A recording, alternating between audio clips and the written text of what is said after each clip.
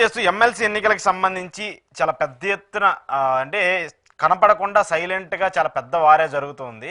YCP పోటీ చేయకపోయినప్పటికీ కూడా చాలా స్థానాల్లో కూటమికి సంబంధించిన అభ్యర్థులు గెలవాలన్నా కూడా క్లిష్ట పరిస్థితులు కనపడుతుంది. అక్కడ ఉన్నటువంటి పరిమాణాలు కావచ్చు, లేదంటే ముఖ్యంగా ప్రధానంగా ఉద్యోగులు కాబట్టి ఆ నెగిటివ్ ఇంపాక్ట్ కనిపిస్తుంది. ఇంకోవైపు కమ్యూనిస్టులకు సంబంధించి వైసీపీ పార్టీకి సంబంధించిన ఒక సైలెంట్ ఓటింగ్ కూడా పడుతుంది. వాళ్ళు కూడా ఇంటర్నల్గా సపోర్ట్ చేయబోతున్నారనేటువంటి కొన్ని వార్తలు కూడా వస్తూ ఉన్నాయి. సో ఏంటి అలాంటి అడ్వాంటేజ్ జరిగితే టీడీపీకి ఏమైనా ఇబ్బంది జరిగే అవకాశం ఉంటుంది? ఎందుకంటే కూటమి సర్కార్ అధికారంలోకి వచ్చిన తర్వాత మొదటి గ్రాడ్యుయేట్ ఎన్నికలు, దట్టు ప్రభుత్వానికి సంబంధించిన వ్యక్తులు ఓటేసేటువంటి ఒక ఎన్నిక. ఏం చెప్తారు దీనికి సంబంధించి?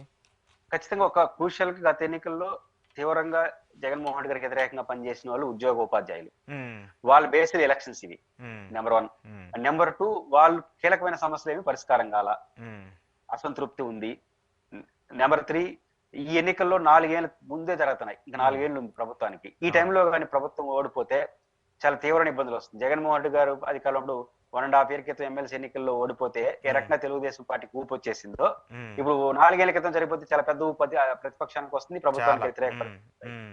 రెండోది, జగన్మోహన్ రెడ్డి గారి పట్ల తీవ్ర వ్యతిరేకంగా ఈ కూటమి పట్ల తీవ్ర అనుకూలతంగా పనిచేసిన సెక్షన్ ఓట్లు ఇవి, నోరున్న సెక్షన్. ఇక్కడ రెండోది ఇంకొక ఇబ్బంది ఏంటంటే అక్కడ పోటీ చేస్తున్న వాళ్ళు వైసీపీ వాళ్ళు కాదు, వామపక్ష అభ్యర్థులు, పీడీఎఫ్ అభ్యర్థులు. వాళ్ళకు ఉపాధ్యాయ ఉద్యోగ సంఘాల ప్రతినిధులు కాబట్టి వాళ్ళు పోటీ చేయడానికి అవకాశం ఉంటుంది. కాబట్టి ఎన్నికల్లో తెలుగుదేశం గెలవడం అనేది ఆ పార్టీకి జీవన మరణ సమస్య. గెలవకపోతే ఏమవుతుందంటే చెడ్డ పేరు వస్తుంది. ఒకవేళ అధికారాన్ని ఉపయోగించుకొని కొంచెం దౌర్జన్యకరంగా గెలిపెట్టారనుకో, టీచర్లకు ఉపాధ్యాయులకు శత్రులు అయిపోతారు. గెలిస్తే ఒక సమస్య, ఓడిపోతే ఒక సమస్య. కాబట్టి తెలుగుదేశానికి ఆ ఇబ్బంది ఉంది. రెండోది, వామపక్ష అభ్యర్థులు కూడా మంచి అభ్యర్థులు, లక్ష్మణరావు గారు లాంటి వాళ్ళు ఉన్నారు. వాళ్ళు చాలా మంచి అభ్యర్థులు, అన్ని పార్టీల ఆదరాభిమానులు ఉన్న వ్యక్తులే, ప్రజలు యాక్సెప్ట్ చేసే అభ్యర్థులే. అటు వాళ్ళకి మంచి అవకాశాలు ఉంటాయి. వైసీపీ అనుకూలంగా వాళ్ళకి అనుకూలంగా ఓటేస్తారు. కాబట్టి ఖచ్చితంగా ఈ ఎన్నికల్లో అందుకనే లోకేష్ గారు చూడండి, మధ్యకాలంలో టీచర్ల సంఘాలతో సమావేశం, డిఎస్సి ఇవన్నీ ఎందుకు వస్తున్నాయంటే 27కు వస్తున్నాయి, February 27కు వస్తున్నాయి. కాబట్టి ఖచ్చితంగా తెలుగుదేశం ప్రభుత్వం ఒత్తిడికి లోనవుతోంది. ఆ ఒత్తిడికి లోనై డెమోక్రసీని మర్చిపోతే, వైసీపీ వాళ్ళపైన దాడి చేస్తే అది రాజకీయ పార్టీ సమస్య, లేదా ఒక సంఘం కింద. కానీ ఇట్లాంటి ఉద్యోగస్తుల పైన దాడి చేస్తారని నేను అన్నగాని, కొన్ని బయాస్డ్ గా వెళ్ళినా, కొంచెం పోలీస్ యంత్రాంగం ఉపయోగించిన వాళ్ళు సెన్సిటివ్ గా ఉంటారు, మిడిల్ క్లాస్ చాలా ఇబ్బంది గురి అవుతారు. రెండోది, ఇప్పుడు ఉద్యోగులకు సంబంధించి ఏ సమస్య, పిఆర్సీ సమస్య కావచ్చు, ఐఆర్ ఇష్యూ కావచ్చు, డిఏల విషయం కావచ్చు, ఇవేమి ఒక కొలిక్కి రావట్లా, ప్రారంభం అడగాల. ఆ అసహనం వాళ్ళలో ఉంది.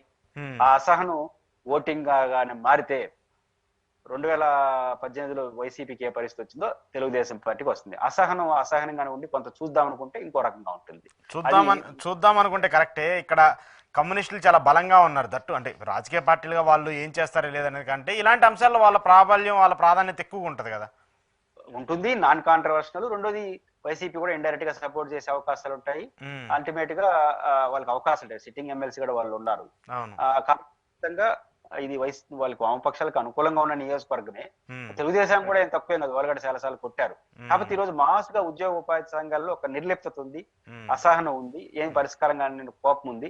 ఆ కోపం ఓటింగ్ గా మారిపోయింది అనుకోండి, ఖచ్చితంగా ఏం చేసినా గెలవరు, ఓడిపోతారు. మన వైసీపీ అంత బాగున్నాడు, ఓడిపోయింది కదా.